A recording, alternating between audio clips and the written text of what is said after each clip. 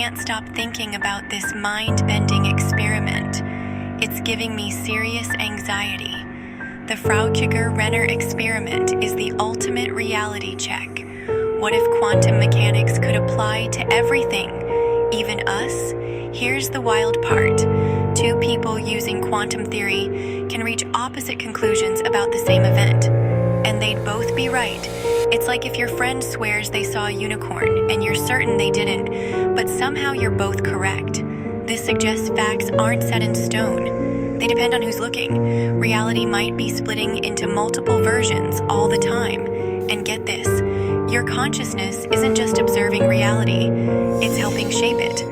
So if you truly believe in something in your reality, it just might exist.